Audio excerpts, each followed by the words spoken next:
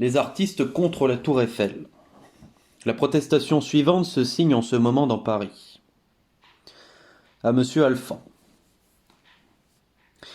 Monsieur et chers compatriotes, nous venons, écrivains, peintres, sculpteurs, architectes, amateurs passionnés de la beauté jusqu'ici intacte de Paris, protester de toutes nos forces, de toute notre indignation, au nom du goût français méconnu, au nom de l'art et de l'histoire français menacés, contre l'érection en plein cœur de notre capitale de l'inutile et monstrueuse tour Eiffel, que la malignité publique, souvent empreinte de bon sens et d'esprit de justice, a déjà baptisée du nom de tour de Babel.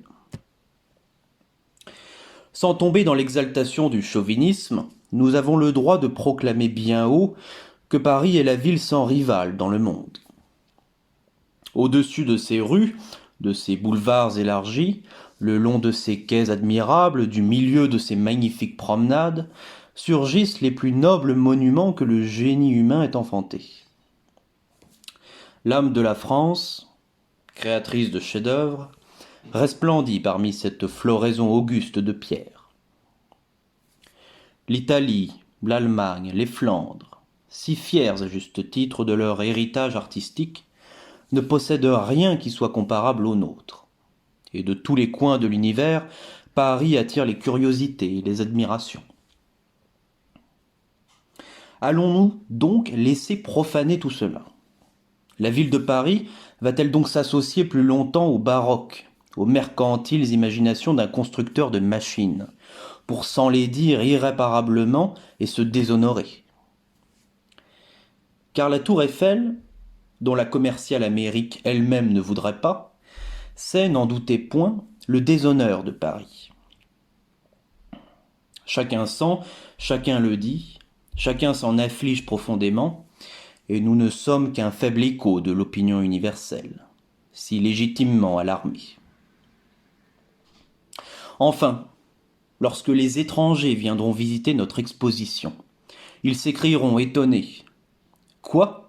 C'est cette horreur que les Français ont trouvée pour nous donner une idée de leur goût si fort vanté?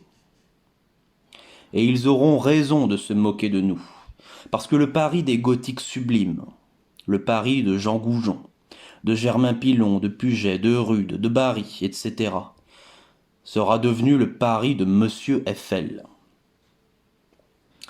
Il suffit d'ailleurs, pour se rendre compte de ce que nous avançons, de se figurer un instant une tour vertigineusement ridicule, dominant Paris, ainsi qu'une gigantesque et noire cheminée d'usine, écrasant de sa masse barbare Notre-Dame, la Sainte-Chapelle, la Tour Saint-Jacques, le Louvre, le Dôme des Invalides, l'Arc de Triomphe, tous nos monuments humiliés, toutes nos architectures rapetissées, qui disparaîtront dans ce rêve stupéfiant. Et pendant 20 ans, nous verrons s'allonger sur la ville entière, frémissante encore du génie de tant de siècles. Nous verrons s'allonger comme une tache d'encre l'ombre odieuse de l'odieuse colonne de tôle boulonnée. C'est à vous, monsieur et chers compatriotes, à vous qui aimez tant Paris, qui l'avez tant embelli, qui tant de fois l'avez protégé contre les dévastations administratives et le vandalisme des entreprises industrielles, qu'appartient l'honneur de le défendre une fois de plus. Nous nous remettons à vous du soin de plaider la cause de Paris, sachant que vous y dépenserez toute l'énergie, toute l'éloquence que doit inspirer à un artiste tel que vous l'amour de ce qui est beau, de ce qui est grand, de ce qui est juste.